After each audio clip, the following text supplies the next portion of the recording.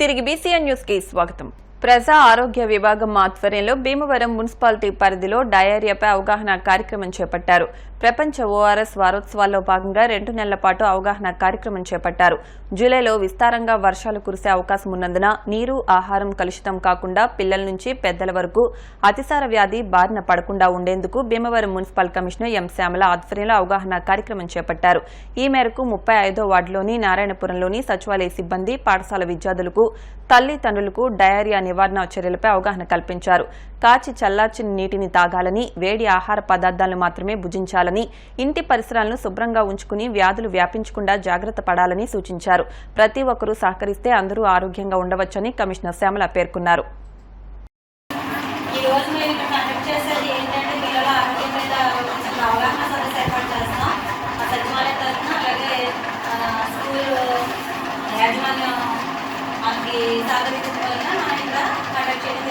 Parents meeting connect చేసి పిల్లలు అనారోగ్య పరిస్థితి ఏమైనా వస్తే దాని మీద అవగాహన కల్పించుకుని అనారోగ్యం నుంచి మనం రక్షించుకునే విధానం గురించి మాట్లాడుతున్నాం.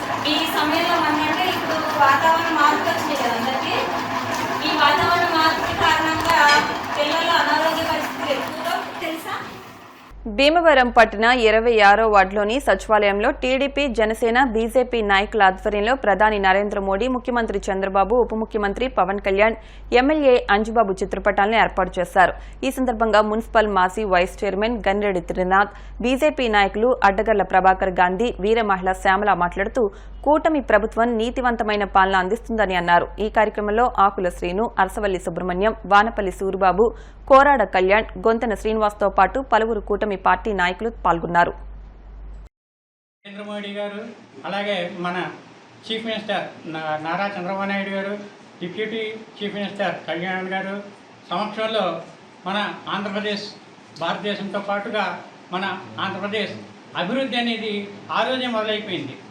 చంద్రబాబు నాయుడు గారు ఏదైతే 6 కార్యక్రమాలు ఉన్నాయో అవి వెంటనే మొదలుపెట్టడం జరగటం, మన పింఛన్ల పంపిణీ, అలాగే ఇసుక ఎల్లుండి నుంచి ఫ్రీగా, అలాగే వృద్ధాప్య పింఛను ఇవ్వటం, అలాగే రిజిస్ట్రేషన్ చట్టం మార్పు అన్నింటిపై సంతకాలు జరగటం కూడా వెంటనే జరిగింది.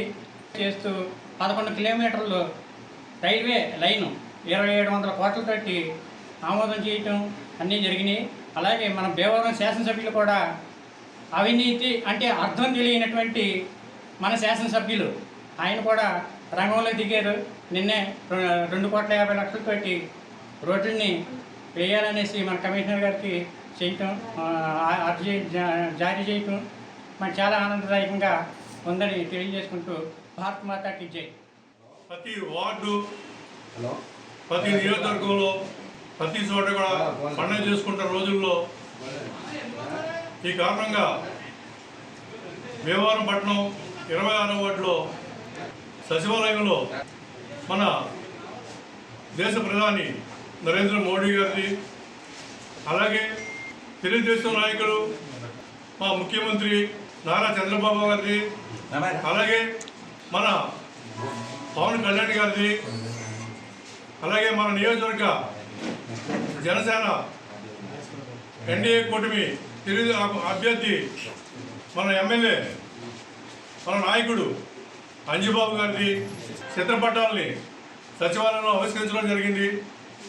ఈ కార్యక్రమానికి వార్డు అలాగే జనసేన నాయకులు, అలాగే టీడీపీ నాయకులు అందరూ విచ్చేశారు. అలాగే సిబ్బంది కూడా మనందరినీ కూడా ఆహ్వానించి సచివాలయంలో ఈ చిత్రపటాలని ఆవిష్కరించమని కోరడం, మనందరికీ ప్రాధాన్యత ఇవ్వడం, మనం ఈ రోజు నుంచి మనం చేస్తున్న ప్రతి కార్యక్రమం కూడా వార్డులోనే కాదు, పట్టణంలోనే కాదు, దేశంలోనే ప్రతి చోట కూడా అందరికీ తెలియజేసేలా మనం చేస్తున్న మంచి పనులు, మనం ఇస్తున్న హామీలు నెరవేరుస్తున్నామని చెప్పేసి ఘనంగా మనం ప్రతి ఒక్కరు ధైర్యంగా చెప్పుకొని ముందుకెళ్ళాలని కోరుకుంటూ, తిరిగి చూసుకుంటే కనుక ఇంతటి ఘన విజయం ఎన్డీఏ కూటమికి ఇచ్చిన ప్రజల యొక్క ఆనందానికి నిదర్శనంగా ఈరోజు 26వ వార్డు సచివాలయంలో మన ప్రధాని నరేంద్ర మోడీ గారిని, అలాగే నారా చంద్రబాబు నాయుడు గారిని, డిప్యూటీ సీఎం అయిన పవన్ కళ్యాణ్ గారిని ముగ్గురి చిత్రపటాలని, అలాగే స్థానిక ఎమ్మెల్యే గారైన పులిపర్తి రామాంజనేయులు గారి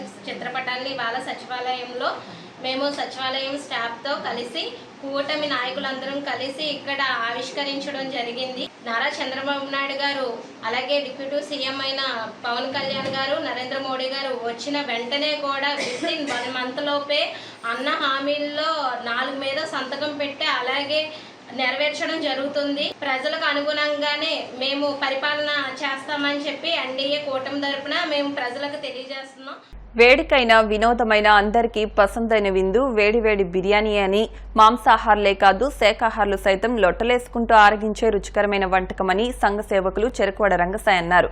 ప్రపంచ బిర్యానీ దినోత్సవాన్ని శ్రీ విజ్ఞాన వేదిక ఆధ్వర్యంలో భీమవరం చంద్రిక రెస్టారెంట్లో నిర్వహించి చంద్రికామూర్తిని సత్కరించారు.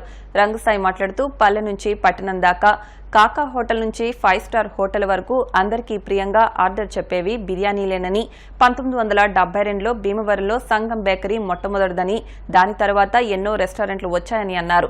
చంద్రికామూర్తి మాట్లాడుతూ ఆధునిక యుగంలో ప్రతి ఒక్కరూ ఎంతో ఇష్టంగా బిర్యానీలే స్వీకరిస్తున్నారని అన్నారు. అనంతరం మూర్తిని సత్కరించారు. కార్యక్రమంలో మళ్లీ రెస్టారెంట్ సిబ్బంది పాల్గొన్నారు. అనంతరం గునుపూల్లోని బాలికల హాస్టల్లో ప్రపంచ చాక్లెట్ దినోత్సవాన్ని నిర్వహించారు. బార్ అసోసియేషన్ సభ్యులు ఉండపల్లి రమేష్ నాయుడు, ఆర్ఆర్డీఎస్ ప్రభుత్వ డిగ్రీ కళాశాల అధ్యాపకులు పి అమూల్యరావు, న్యాయవాదులు సుంకర చందు, పి రాజబాబు తదితరులు పాల్గొన్నారు.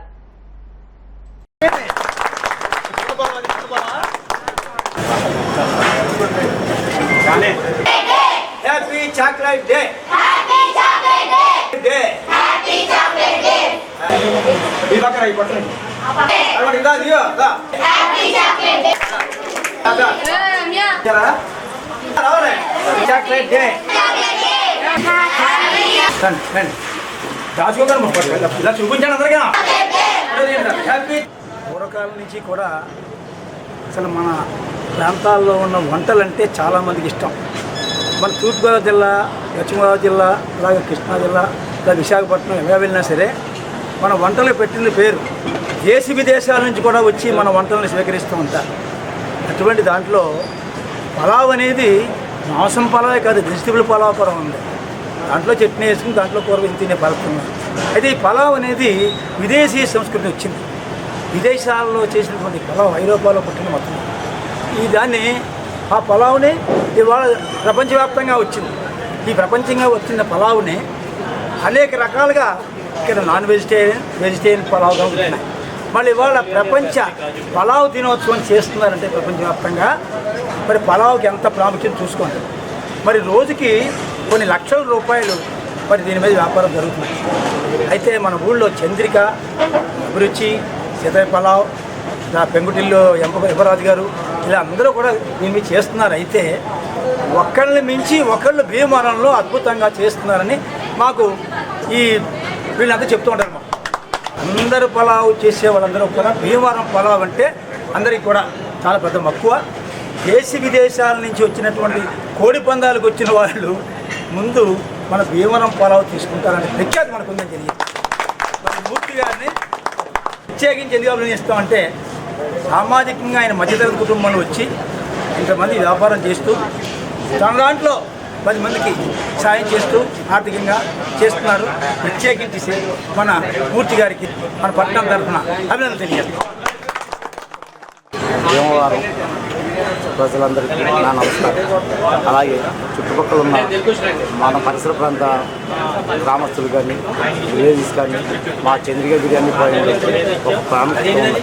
దాని కొరకై ఈరోజు పలావ్ బిర్యానీ దినోత్సవంగా దాన్ని మన రంగసాయి గారు నన్ను చిన్న వ్యక్తిగా సరే నన్ను గుర్తించి తీసుకొచ్చి నాకు సన్మానం చెప్పి ఈరోజు చాలా సంతోషంగా ఉంది.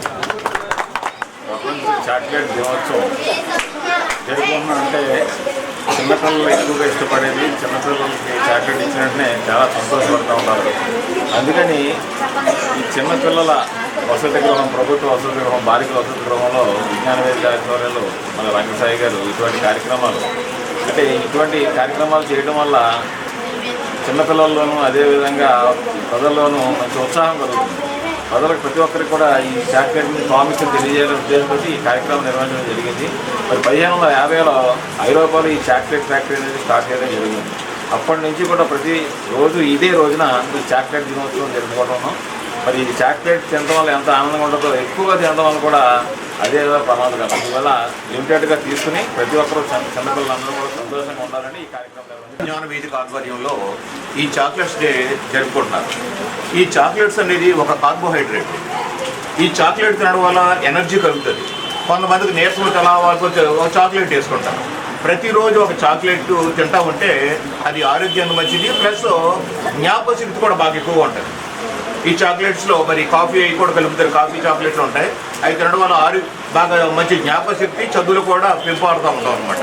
కాబట్టి అందరూ కూడా వాళ్ళ లైఫ్ని ఒక చాక్లెట్ అంటే ఇష్టం లేని వారు ఎవరు ఉండరు. మనం కూడా ఒక చాక్లెట్ లాగా మన జీవితాన్ని ఒక తీయదనాన్ని నలుగురికి పంచాలి. అలాంటి పంచడంలో శ్రీ విజ్ఞాన వేదిక అన్ని కార్యక్రమాలు కూడా చేస్తూ ఉంది. కాబట్టి మనం కూడా చాక్లెట్ల రుచిలా మన జీవితం 10 మందికి ఉపయోగపడాలి. అదే మన జీవిత సార్థకం. ఈ చాక్లెట్ డే సందర్భంగా మీ అందరికీ చాక్లెట్ డే శుభాకాంక్షలు తెలియజేస్తున్నాను. రజక వృత్తిదారులకు వారికి కేటాయించిన చెరువుల మీద శాశ్వత హక్కు కల్పించాలని అధికారులు ప్రభుత్వ జీవోలను అనుసరించకపోవడం వల్ల తీవ్ర నష్టం జరుగుతుందని రజక జనసంఘ జిల్లా అధ్యక్షులు చిలకలపల్లి కట్లయ్య అన్నారు.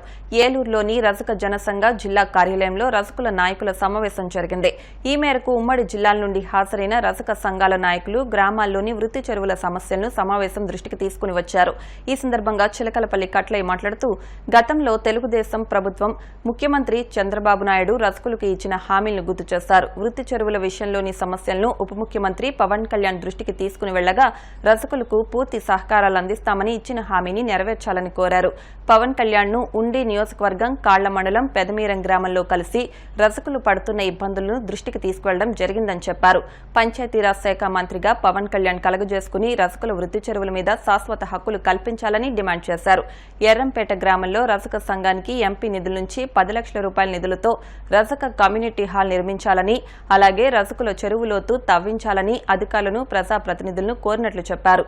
అనంతరం 9 మందితో ఎర్రంపేట గ్రామ రజక నూతన కార్యవర్గం ని ఎన్నుకున్నారు.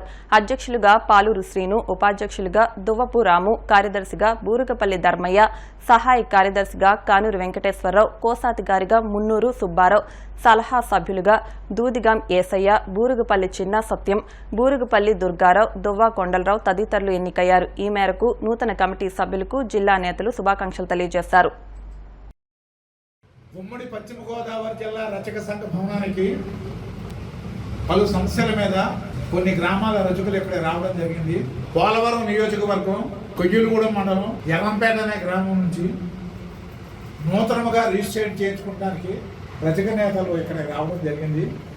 అయితే ఇటీవల ఉమ్మడి పశ్చిమ గోదావరి జిల్లా తరఫున పలువురు ఐఏఎస్ అధికారులను, ఐపీఎస్ అధికారులను మేము కలవడం జరిగింది.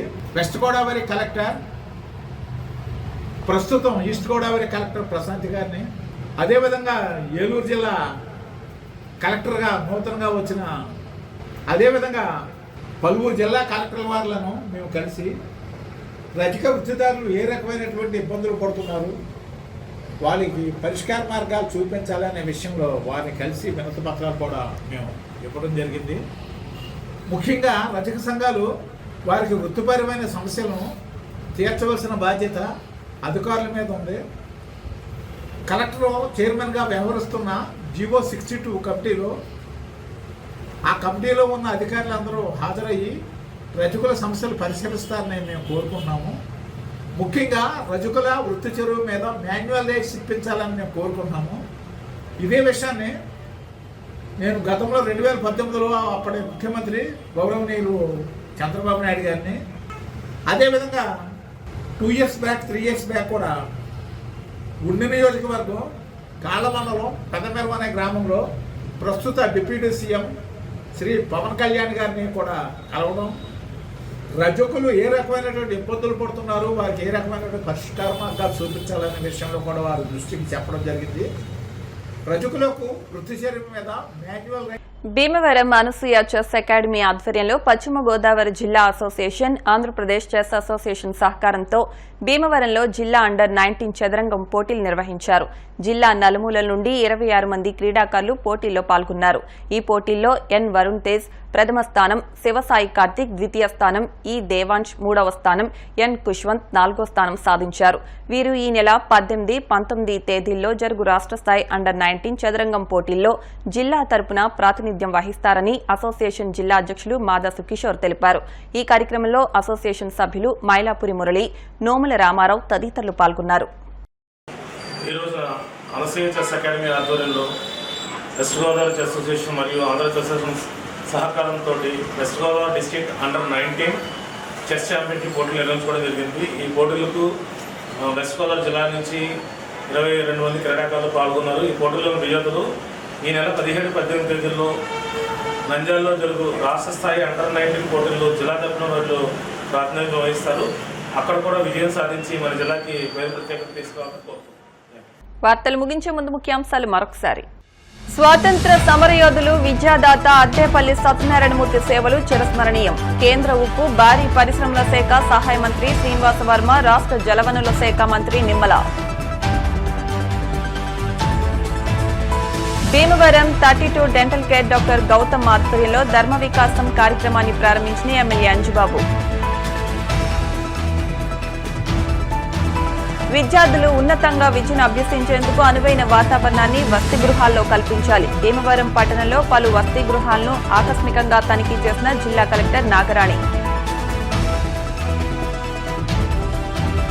భీమవరం రూపాంతర దేవాలయంలో ఎమ్మెల్యే రామాంజనేయులకు ఘన సత్కారం. ఈ వార్తలు ఇంతటితో సమాప్తం. మరిన్ని వార్తల కోసం BCN digital YouTube channel, Facebook page ని ఫాలో అవ్వండి. అప్డేట్ వార్తల కోసం ప్లీజ్ సబ్స్క్రైబ్.